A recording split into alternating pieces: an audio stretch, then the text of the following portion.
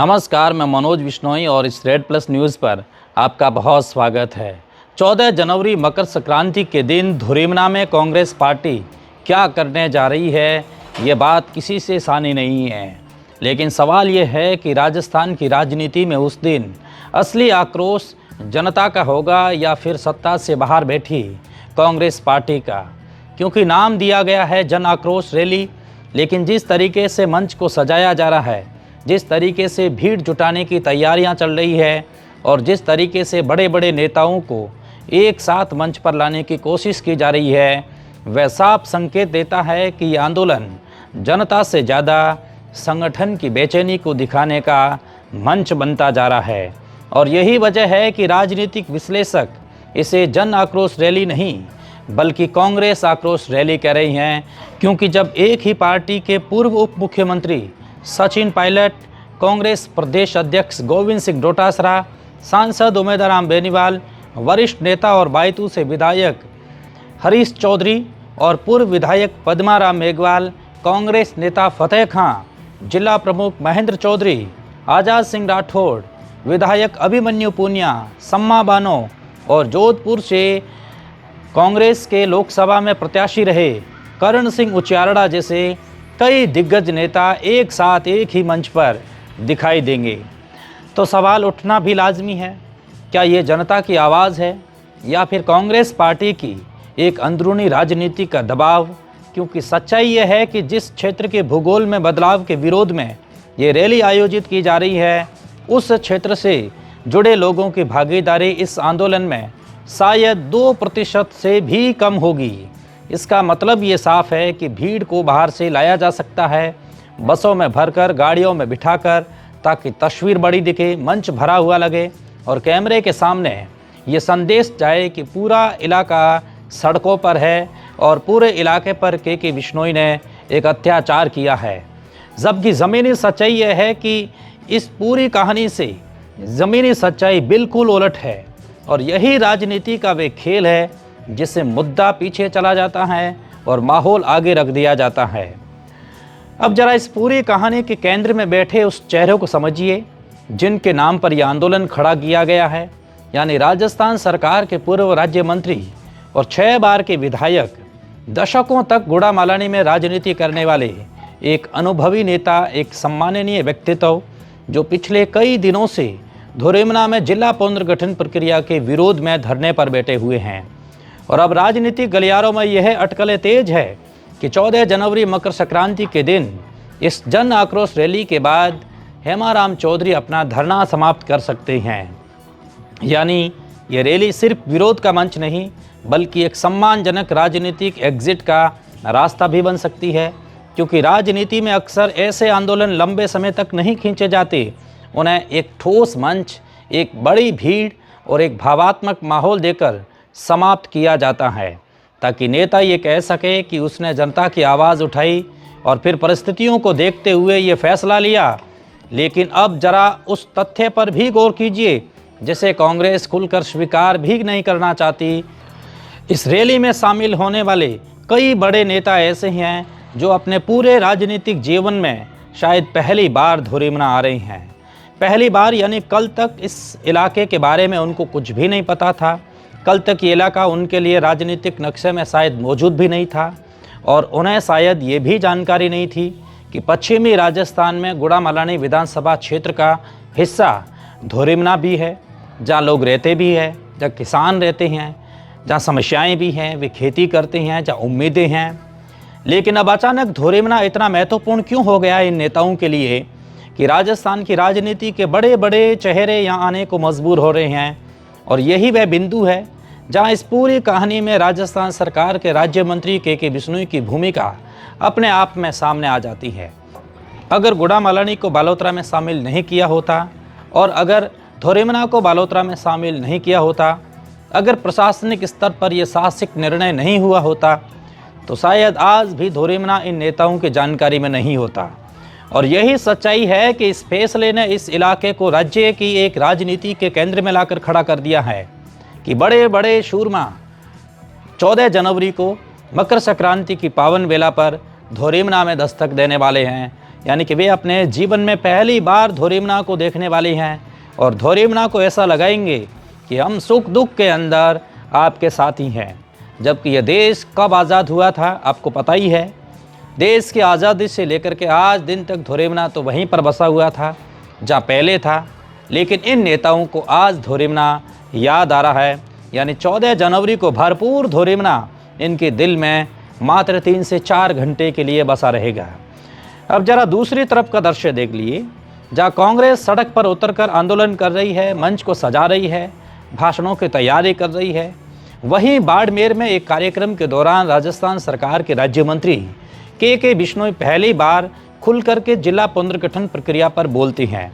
बिना किसी राजनीतिक लाग लपेट के, बिना किसी भावात्मक ड्रामे के वे साफ शब्दों में कहते हैं कि जिला पुनर्गठन की प्रक्रिया वर्षों से चली आ रही थी और इसकी मांग भी वर्षों से की जा रही थी। भाजपा अपने संगठनात्मक ढांचे में बालोतरा को वर्षों से जिला मानती आई है और जैसे ही सरकार बनी है जन भावन के अनुरूप फैसला लिया गया है।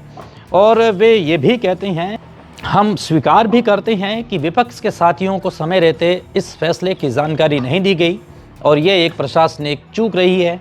लेकिन वे ये भी साफ शब्दों में कहते हैं कि फैसला गलत नहीं है और राजनीति में बहुत कम ऐसे नेता होते हैं जो एक साथ गलती को स्वीकार भी करते हैं और फैसले पर डटे भी रहते हैं।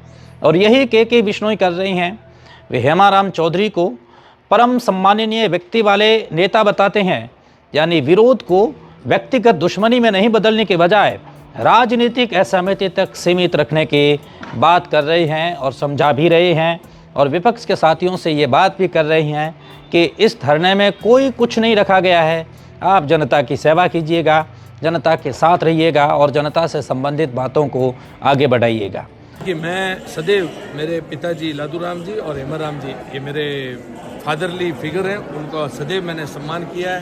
मैं जब पहली बार गुड़ा मलानी से मेरा फॉर्म भरने के लिए भी जब एक सभा हुई थी, वहाँ से भी मैंने उद्बोधन में आदरणीय हेमाराम जी साहब का बहुत ही सम्मानपूर्वक जिक्र किया है।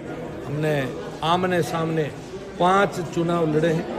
आज तक दोनों परिवारों के अंदर दोनों पार्टी के कार्यकर्ताओं ने कभी भी कोई भी टिप्पणी एक दूसरे को लेकर के हमने कभी भी गलत नहीं करी है। सदैव एक दूसरे का सम्मान किया है, वो मेरे लिए परम सम्माननीय है।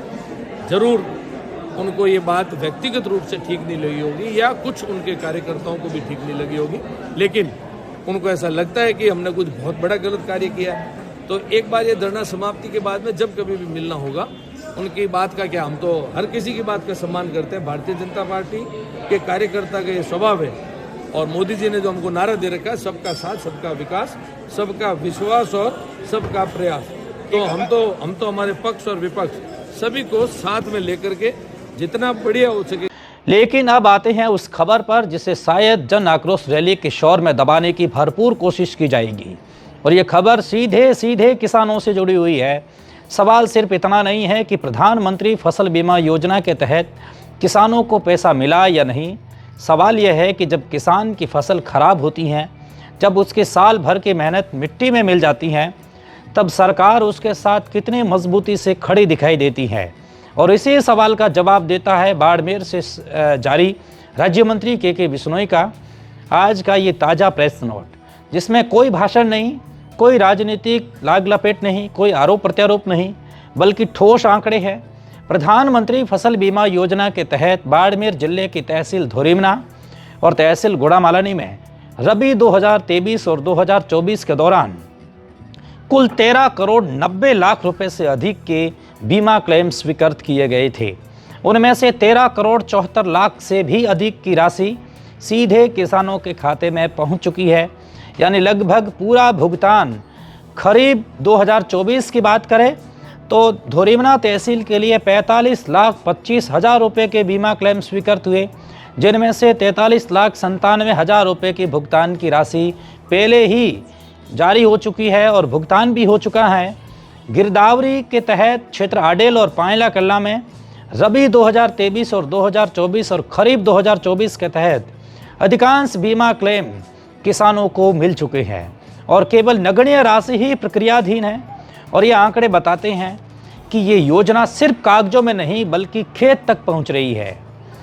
अब सवाल यह है कि जब किसानों के खातों में करोड़ों रुपए पहुंच चुके हैं, जब सरकार प्रशासनिक स्तर पर काम कर रही है, तब भी कुछ लोग किसानों के नाम पर पिछले कुछ दिनों से कैसे हुड़दंग कर रहे हैं, ढिढोरा पीट रहे हैं, आंदोलन के नाम पर हुड़दंग कर रहे हैं।